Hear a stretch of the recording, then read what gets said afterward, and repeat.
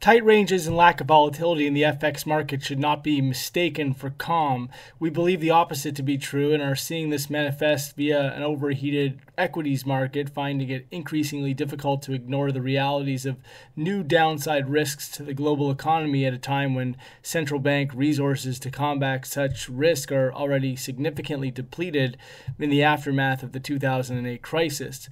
While the incentive to be long risk had been highly attractive and impossible to ignore in the years that followed the global financial markets crisis, that incentive is no longer as sexy, with this new downside risk making it much tougher for investors to justify current valuations.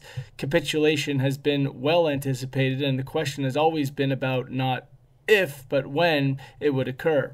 The market looks at the deterioration in trade talks between the U.S. and China and sources this as the primary cause of the downturn we're seeing in investor sentiment.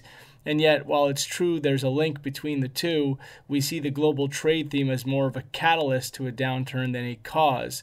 At this stage in the game, it could be anything negative as far as downside risks go to the global economy that brings about a more intensified liquidation in stocks and flight to safety play.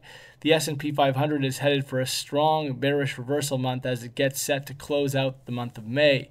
Strong because the market managed to squeak out a record high this month but couldn't do anything to generate fresh upside momentum. This is expected to lead to a drop that could easily take us back down towards the multi-month low that was seen in December of 2018.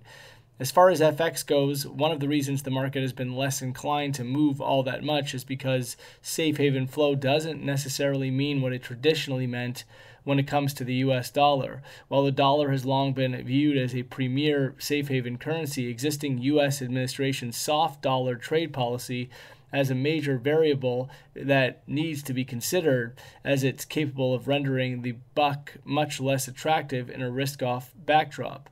Overall, after already putting in a big move since 2018, we see the US dollar more at risk for relative underperformance over the coming months, and certainly against the other major currencies.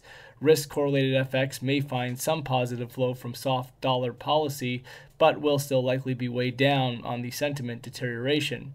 At the moment, the U.S. Treasury FX report has expanded its watch list, but has also refrained from tagging China as a currency manipulator, seemingly in an effort to avoid a bigger escalation in tension. Elsewhere, the EU political spat with Italy will be monitored, though the market wasn't all that bothered with any risks here on Monday. Meanwhile, the pound remains weighed down on Brexit outlook worry as risk for a no-deal Brexit pushes up after the weekend election victory for the Brexiteers. Still, overall, we believe this is a risk that will not materialize, with cooler heads expected to prevail in the UK, as was already highlighted earlier this year. German employment data, the ECB Financial Stability Review, and a Bank of Canada policy decision are the only notable highlights on today's calendar. That's all for now.